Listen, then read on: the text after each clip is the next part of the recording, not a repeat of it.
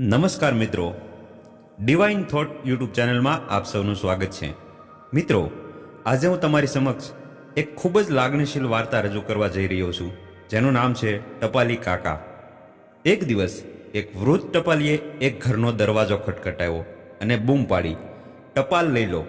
અવાજ સાંભળતાની સાથે જ અંદરથી એક છોકરીનો અવાજ સંભળાયો, હમણાં જ આવું છું, ઊભા રહો। 5 મિનિટ જેટલો સમય વીતી ગયો, છતાં કોઈ ન આવ્યું। ટપાલીએ ફરી કહ્યું, અરે ભાઈ, કોઈ છે કે નહીં? તમારી ટપાલ લઈ લો, મારે હજી ઘણી જગ્યાએ જવાનું છે, હું વધારે સમય સુધી રાહ જોઈ શકીશ નહીં। ફરી છોકરીનો અવાજ આવ્યો, ટપાલી કાકા, જો તમને ઉતાવળ હોય તો દરવાજા નીચેથી ટપાલ અંદર મૂકી દો, હું આવું છું, મારે હજુ થોડો સમય લાગશે। વૃદ્ધ ટપાલીએ ગુસ્સા સાથે કહ્યું, ના, હું ઊભો છું, રજિસ્ટર્ડ ટપાલ છે એટલે કોઈની સહીની પણ જરૂર છે। લગભગ 10 મિનિટ પછી દરવાજો ખુલ્યો। આટલો વિલંબ થવાથી ટપાલી ખૂબ જ નારાજ હતો અને તે છોકરી પર બૂમો પાડવા જ જતો હતો, પણ દરવાજો ખોલતાની સાથે જ તે ચોંકી ગયો અને તેનો બધો ગુસ્સો ક્ષણભરમાં ઓગળી ગયો। એક નાનકડી વિકલાંગ છોકરી, જેનો એક પગ નહોતો, તે તેની સામે ઊભી હતી। છોકરીએ ખૂબ જ નિર્દોષતાથી ટપાલ તરફ હાથ લંબાવ્યો અને કહ્યું, આપો મને મારો પત્ર। ટપાલીએ ચૂપચાપ ટપાલ આપી દીધી અને તેની સહી લઈને ત્યાંથી ચાલ્યો ગયો। તે વિકલાંગ છોકરી ઘણીવાર તેના ઘરે એકલી રહેતી હતી।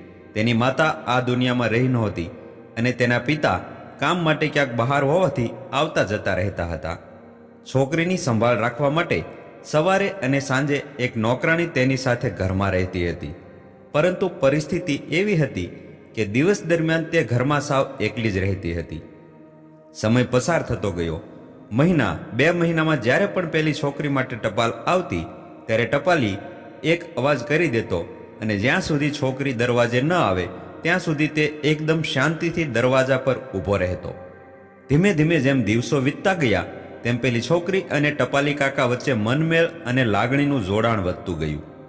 એક દિવસ છોકરીએ ટપાલી કાકાની સામે ખૂબ જ ધ્યાનથી જોયું અને તેને જાણ થઈ કે ટપાલી કાકાના પગમાં બૂટ કે ચંપલ નથી। ટપાલી કાકા દર વખતે ખુલ્લા પગે ટપાલ આપવા માટે આવે છે। ચોમાસાનો સમય હતો।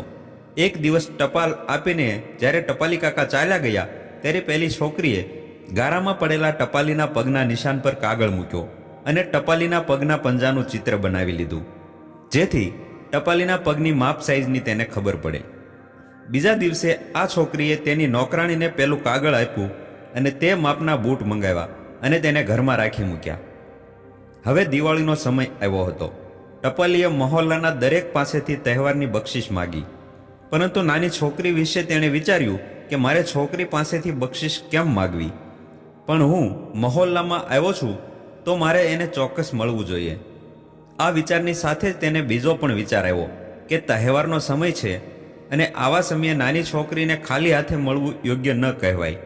શું લઈ જવું એ વિશે ઘણું વિચારીને તેણે છોકરી માટે 5 રૂપિયાની ચોકલેટ ખરીદી અને તે છોકરીના ઘરે ગયો। ત્યાં જઈને ઘરનો દરવાજો ખખડાવ્યો। અંદરથી અવાજ આવ્યો, કોણ? હું છું ગુડિયા, તારો ટપાલી કાકા, ટપાલીએ જવાબ આપ્યો। જ્યારે છોકરીએ આવીને દરવાજો ખોલ્યો તો વૃદ્ધ ટપાલીએ તેને ચોકલેટ આપી અને કહ્યું, લે દીકરી, તારા ગરીબ કાકાની ભેટ। છોકરી ખૂબ જ ખુશ થઈ ગઈ અને ટપાલી કાકાને થોડીવાર ત્યાં રાહ જોવા કહ્યું।